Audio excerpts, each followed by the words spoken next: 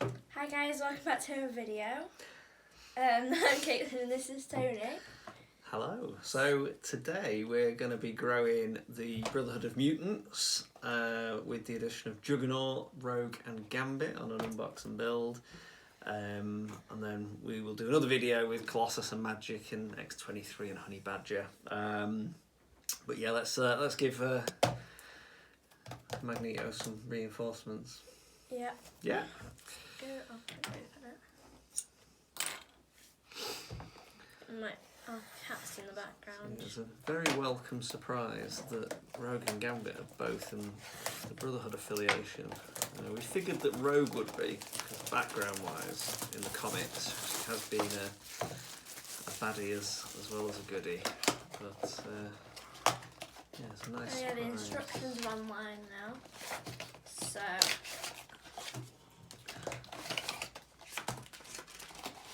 these are not instructions, these are saying like what the character is. Yeah. But you'll need that for the QR code. See, I think I don't have an issue with it as such, apart from the fact that the paper's the same size as so they're not saving paper. So that just seems a little bit. I think that they could like put the QR code on the box or something. So go on then. So what we got there? So we got. I'll let you talk it through if you want. So we've got the cards in here and then the models there.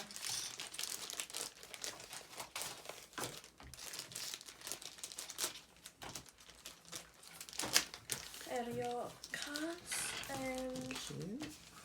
Instructions. So yeah, got.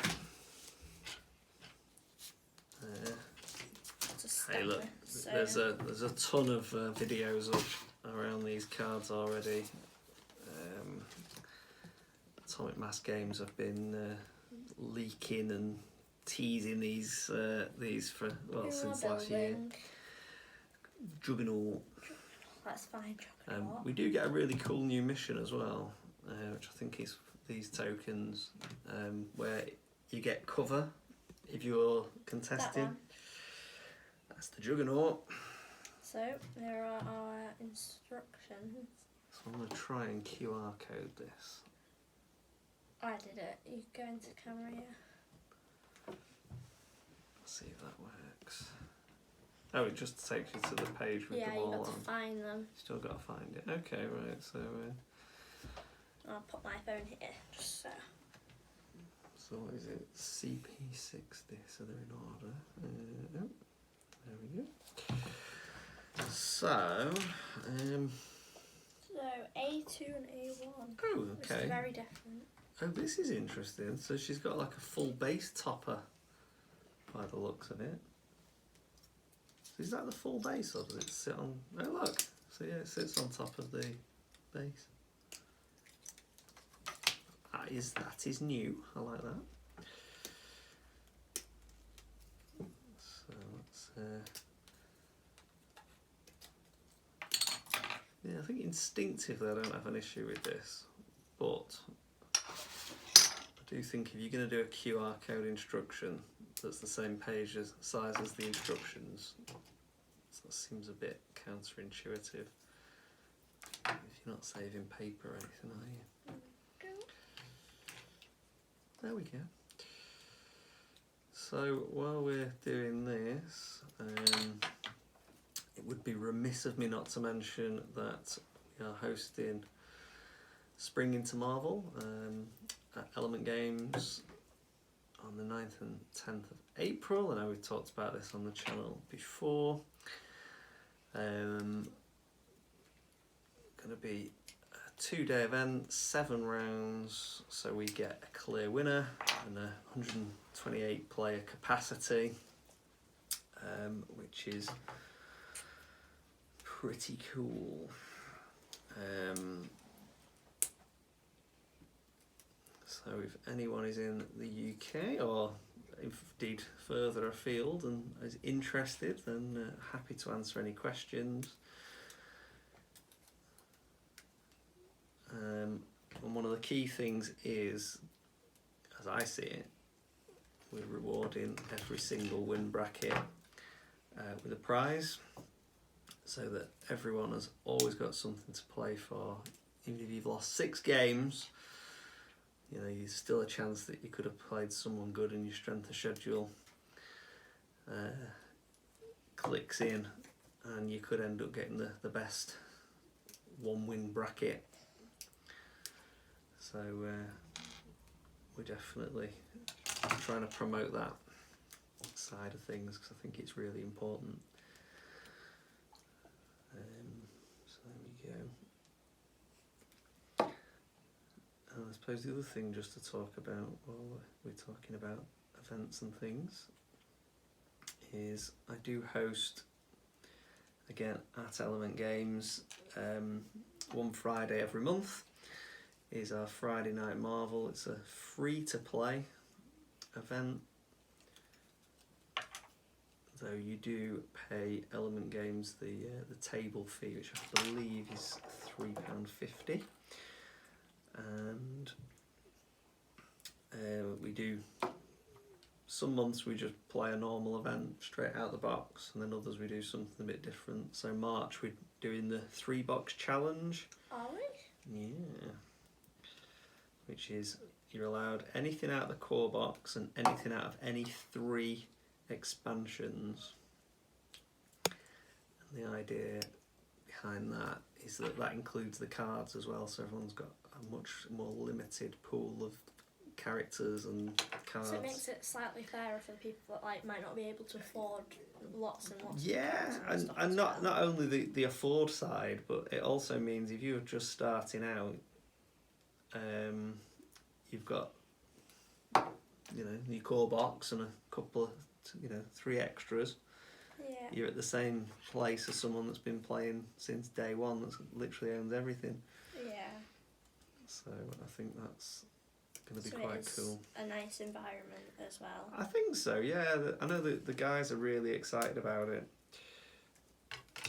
You know, some of them have been thinking about the lists for weeks.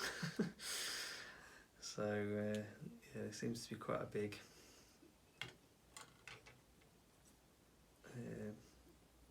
excitement for it. I've got mine's all locked in, so Can't reveal your list, can we? no. Well, unfortunately I only get to play if there's odd numbers, Yeah. so hopefully there'll be odd numbers, because I like playing.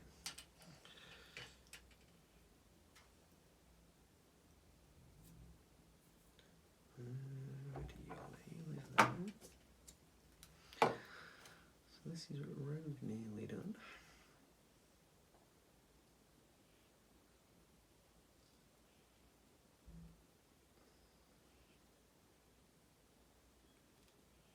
I was almost nowhere near finished actually. We're doing the hand, not the alt. Yeah, not this hand. Even. Do the fist one, please. I am doing the first one all. I wasn't a mad fan of painting the traffic lights as terrain. I don't want to do it again.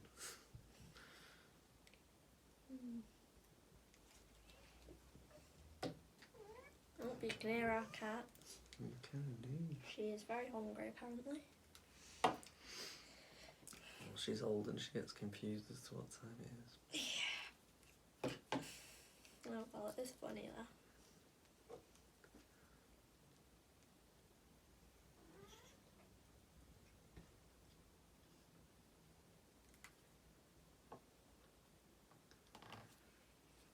So there is Rogue.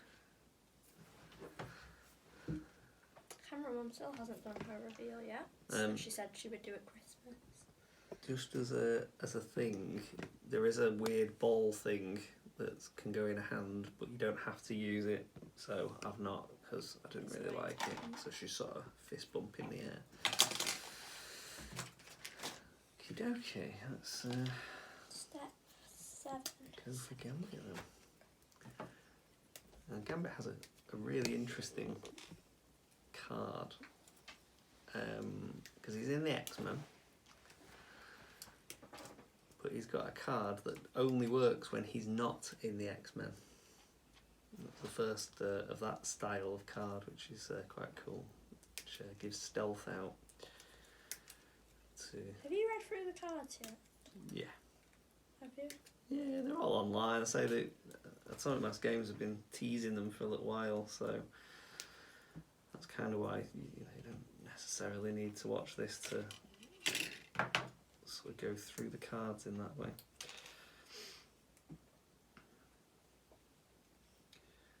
Yeah, handing out stealth for a turn could be quite nice.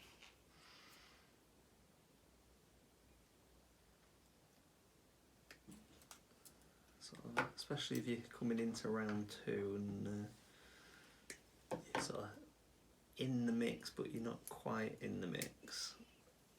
You could start to force people to have to make moves instead of attacks, which is good.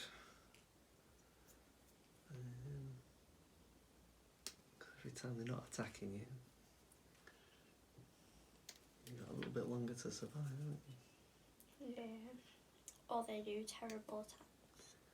Yeah, that's why. That's why I love Marvel.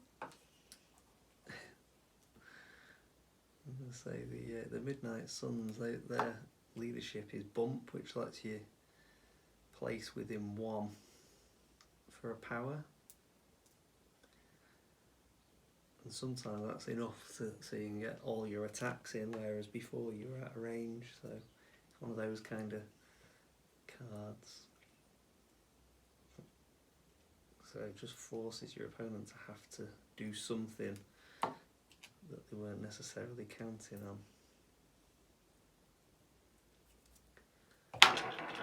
And the more decisions you give your opponent, the more likely they are to make their wrong one. So, no, that does not look right. You're sort of leaning forward, isn't it? Oh, it does look right. Yeah. Oh my gosh, there's a lot of steps.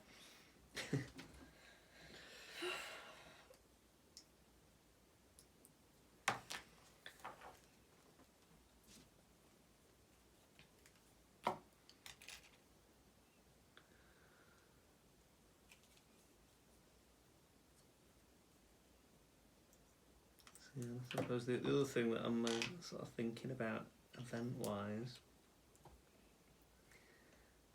is a narrative event. So rather than a tournament in the traditional sense, narrative is more about telling a story. So we're working on that at the moment. Maybe in the summer. Okay. And something multiversey, so it'll be... So you're going to try and make a story? Yeah, so it'll be loosely based on something that exists, so I'm not going absolutely crazy and writing something from scratch. But there's different versions of Earth in Marvel. And they're all numbered. So I was thinking I could maybe do something around that. So you kind of got different Earths fighting different Earths. That's strange, but okay. So then you can have the same characters on different teams. But then in one Earth, it might be that Peggy Carter, like Captain, like in the What If. So there's no Captain America, there's no Steve Rogers. So in that particular Earth, your pool of characters wouldn't include Steve Rogers, just as an example. So I think that could be quite an interesting one.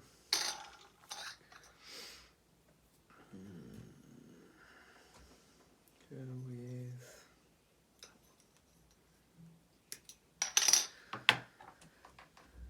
And then the idea is that your Earth is trying to be the only Earth left at the end. So like Last Earth Standing. Last Earth Standing, yeah. Or floating. So your aim is to beat up the other Earths. Very complicated, but okay. Yeah, I think it'll be okay. It'll be broadly the standard rules, but just with a bit of flavour for the different Earths and what characters you can take and things. So there might be one Earth that's all of the Spider-Men, like the Spider-Verse Earth type thing. So in that one, you'll be able to have multiples of the same characters, as long as it's a spidery character. Things like that. I missed a leg. Miss what? Oh, I haven't. Just put the boots together.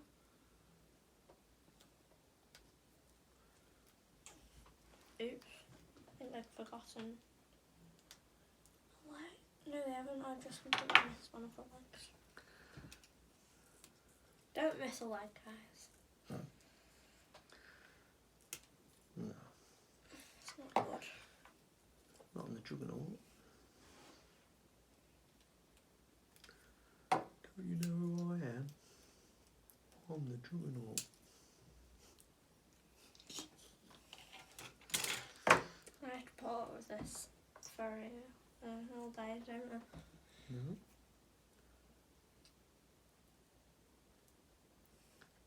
Sometimes you're at school. Or only sometimes, Emma. I am not only at school sometimes.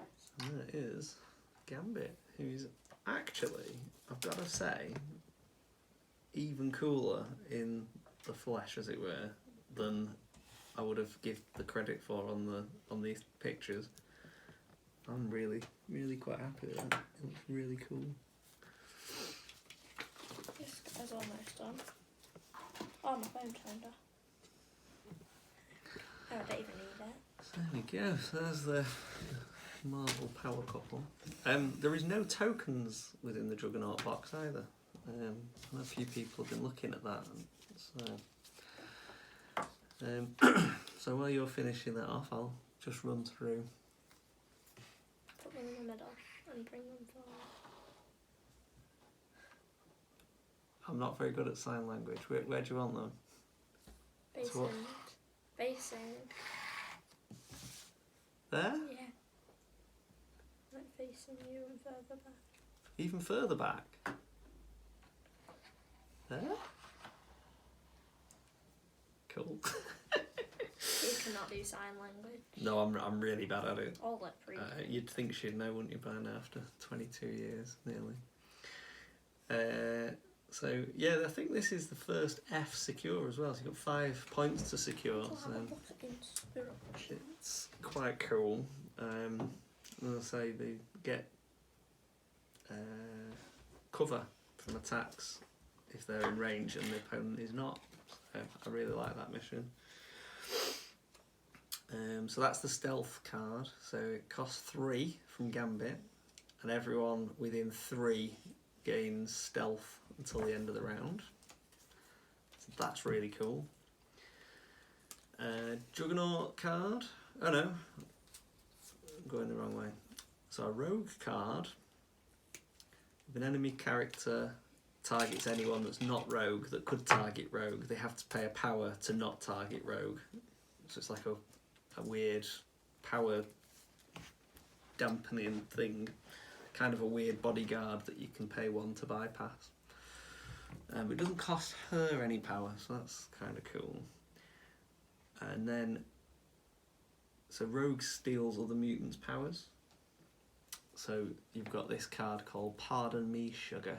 She's like South Texan, I think. I'm not going to try and do accents. Do an accent. No. But if she plays the card and she's within 2 of Wolverine, she gains healing factor 2. So she gets to heal damage. If it's Cyclops is within 2, she gets to use an optic blast attack. If Storm's within 2, she adds 2 dice to attack rolls for an extra attack. If Deadpool's within 2, choose an enemy character within 2, they lose 2 power. And if Magneto's within 2, she gains cover against all attacks. And whichever one she picks, the character takes 1 damage. So it's pretty good on Wolverine and Deadpool because they've got healing factor, so it doesn't affect them. And then we've got Gambit's Charming Thief. When an enemy character within 4 uses a superpower, Gambit gains a power after the effect is resolved. I have just guessed how. So it gives you a kind of a 1 turn, I think it's whichever gem it is. Do you know who I am? I'm the Juggernaut. Can spend 3 and he gets You don't practice accents? No. He was played by Vinnie Jones in X3, so that's sort of his really bad accent. Gets to throw a size 4 terrain or character long for 2, which is pretty good. And then making a ruckus, Juggernaut pays 3 if someone targets one of your mates within 3, gets to move short and hit it. Oh gosh, he's falling. And then this is a really interesting card. It's called Versatile Strategy. And basically, if you've got 2 leaders for the same faction, you can swap who your leader is halfway through the game. That's interesting. So if you've got Magneto, for example, and Mystique, you could say, right, I'm going to be Magneto's the leadership, and then he's looking a little bit wobbly, he's got health left, no way of healing, he's going to die, so you can throw it over to Mystique and you benefit from her leadership. So I think interesting card, that one. It'd be interesting to see what combos people come up with. If it's online. I think I've been definitely a talked about card. And then yeah, the character cards are all on the Atomic Mass Games site anyway. They're also on Danger Room and mcpdb.com, as in Marvel Crisis Protocol database. So you can see all these cards on there anyway, but Juggernaut, Rogue and Gambit. So he is done, but I will have to hold him, as you can kind of tell. Is that the right way around? Yep. Ooh. But he looks like that. I have got to hold him. There you go. So that is almost the rest of the Brotherhood, because Colossus can join Magneto and Co as well. So well, thank you for watching, guys. Thank you. If you're interested in any of the events, paid events, they're through the Element Games website, elementgames.co.uk, under independent events. So Spring into Marvel is the one that we're hosting on the 9th and 10th of April. Friday night events we're hosting through Longshank, so literally you just need to register on there and then show up at 5 o'clock on the right week. Any extra notes, so the 3-box challenge list needs submitting ahead of time, will be on the notes on there. So is there anything else for? I think that's us. Thank you very much for watching. Yeah, don't forget to like, subscribe and turn on post notifications if you want to get notified every time we post a new video. Bye guys. Bye.